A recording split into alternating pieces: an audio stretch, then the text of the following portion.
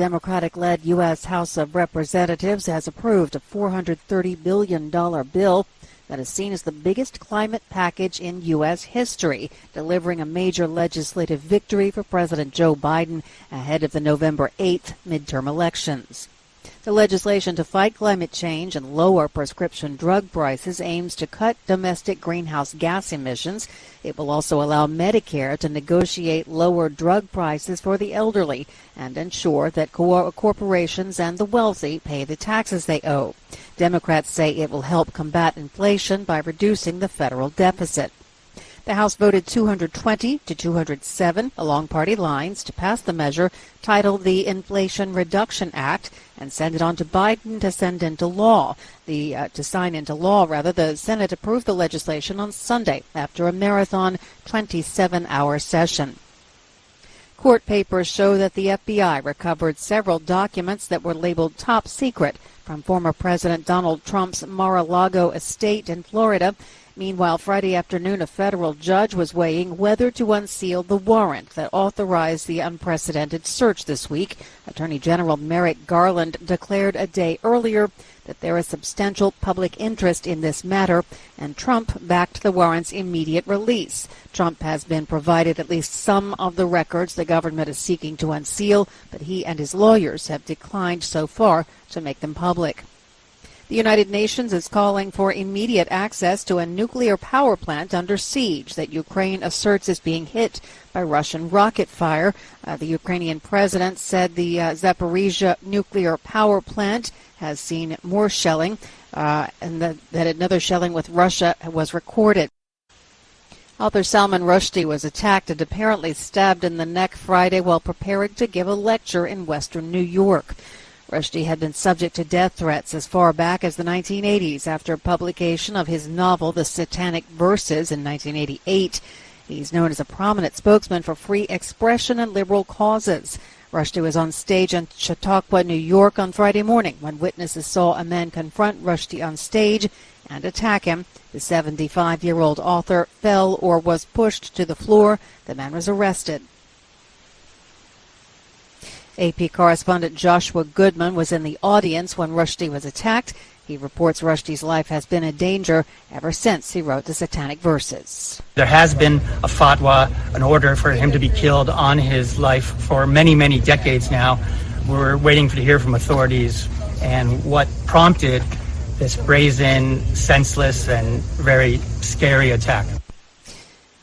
An AP analysis of the votes for the Kansas abortion amendment, the Supreme Court's decision, may have altered the dynamics of this year's midterm elections. AP correspondent Jennifer King has that story. Last week, voters in traditionally conservative Kansas rejected a ballot measure that would have allowed state lawmakers to tighten restrictions on abortion. The margins against, at nearly 20 percentage points, stunned abortion opponents and gave hope to abortion rights activists in other states. An Associated Press analysis found there was a high turnout among Democrats and independent voters who were galvanized to defeat the ballot measure. About as many voters turned out as for the general election, and about twice as many as during the previous 2018 midterms. In 99 of 105 counties, support for the measure was more than 10 percentage points lower when compared to the support for Donald Trump against Joe Biden during the 2020 election. Ashley All, a spokesperson for Kansans for Constitutional Freedom, says the decision to overturn Roe really was a wake-up call for more moderate voters. The Value Them Both coalition that fought in favor of the amendment called it a temporary setback, saying the fight is far from over. I'm Jennifer King. New York State and city health authorities said Friday the polio virus has been detected in samples of New York City sewage, suggesting it is likely the disease is circulating in the city. The statement follows the initial discovery of the virus in wastewater in neighboring counties in May, June, and July. A man in Rockland County, north of New York City, was confirmed to have polio last month. Health officials are urging unvaccinated adults to get vaccinated and parents to vaccinate their children if they have not yet done so. Our top story this hour, the U.S. House of Representatives has approved a $430 billion bill on climate change.